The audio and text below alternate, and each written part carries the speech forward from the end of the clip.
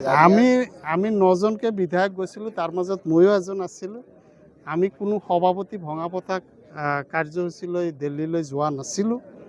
আমি আমাৰ AICCৰ সাধাৰণ সম্পাদক যিগৰাকী অসমৰ দায়িত্বত আছে জিতেন্দ্ৰ সিং ডাঙৰীয়া, তেখেতৰ লগত এটা আমাৰ এপইণ্টমেণ্ট আছিলে, সাক্ষাৎ কৰাৰ সময় আছিলে আৰু তাত আমি গৈছিলোঁ। এটাই এজেণ্ডা আছিলে, সেই এজেণ্ডাটো হৈছে কি, আমাৰ কংগ্ৰেছ বিধায়িনী দলৰ কেইবাটাও পোষ্ট খালী আছে। আমাৰ হুইপৰ পোষ্ট খালী আছে, ছেক্ৰেটাৰীৰ পোষ্ট খালী আছে, ধনবৰালীৰ পোষ্ট খালী আছে। সেই পোষ্টকেইটা যাতে অতি সোনকালে মানে নিয়োগ কৰে। আৰু উপদলপতি, আপোনালোকে জানে উপদলপতি আছিলে আমাৰ বিধায়িনী দলৰ ৰকিবুল হুছেইন ডাঙৰীয়া। তেখেত এটা ৰেকৰ্ড সংখ্যক ভোট লৈ পেলাই সংসদলৈ নিৰ্বাচিত হৈছে সাংসদ হিচাপে।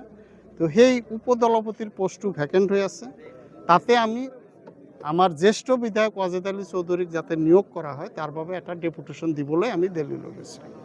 কিছুসময় পূৰ্বে মন্ত্ৰী ৰঞ্জিত দাসে এটা মন্তব্য কৰিছে যে সমাগত পঞ্চায়ত নিৰ্বাচনত কংগ্ৰেছে মানকাছাৰ আৰু ধুবুৰীৰ বাহিৰে ক'তো মানে তেওঁলোকৰ ভাল ফলাফল নহয়। এইটোতো বঙাইগাঁৱৰ পৰা কৈ আছোঁ মই। বঙাইগাঁৱৰ সৃজন গ্ৰাম সমষ্টিক মই প্ৰতিনিধিত্ব কৰি আছোঁ। তেখেতে ইয়ালৈ আহিব দিব, কেইটা জিকিব পাৰে দেখাই দিব। মই প্ৰত্যাহ্বান দিলোঁ মন্ত্ৰী ৰঞ্জিত দাসক যে সৃজন গ্ৰাম সমষ্টিলৈ আহক, তেখেতে কেইটা পঞ্চায়ত প্ৰতিনিধি জিকাব পাৰে চাই লওক। ৰাজনীতি ত্যাগ কৰিব বুলি কৈছে কংগ্ৰেছত। নাই, সৃজন গ্ৰামত আহি প্ৰতিদ্বন্দ্বিতা কৰিব দিয়ক, কেইটা জিকিব পাৰে চাই লওক। এইবাৰ কেণ্ডিডেটৰ যথেষ্ট আগ্ৰহ দেখা পাইছোঁ। যেনেকৈ কুকিলা জিলা পৰিষদত 10 গৰাকীকে প্ৰাৰ্থীয়ে প্ৰাৰ্থিত্ব বিচাৰিছে, কিন্তু খেলি মেলি এইবাৰ নহয়। যদি আপোনালোকে আগত কেতিয়াবা খেলি মেলি দেখা পাইছে, এইবাৰ খেলি মেলি দেখা নাপাব। সম্পূৰ্ণ নীতি নিয়মৰ ভিত্তিত অসম প্ৰদেশ কংগ্ৰেছে বান্ধি দিয়া নীতি নিয়মৰ ভিত্তিত মণ্ডল, ব্লক, জিলা কংগ্ৰেছৰ সিদ্ধান্ত ল'ব।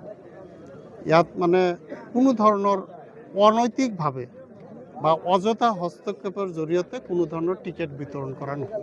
আজি আমি সৃজন গ্ৰাম ব্লক কংগ্ৰেছৰ এটা জৰুৰী সভা আহ্বান কৰা হৈছিলে।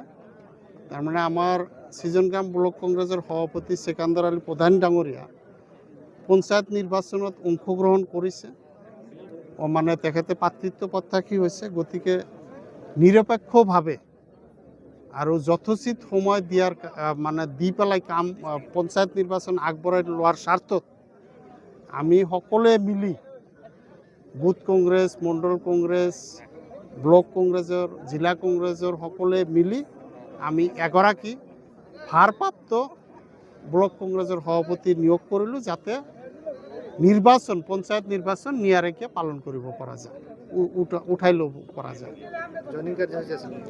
আজি আমাৰ আৰু এটা উল্লেখনীয় কাৰ্যসূচী আছিলে, মানে AIUDF আৰু অগপ দলৰ প্ৰায় 50 গৰাকীমান নেতা কৰ্মীয়ে আমাৰ দলত যোগদান কৰিলে আৰু তেখেতসকলক আমি স্বাগতম জনালোঁ।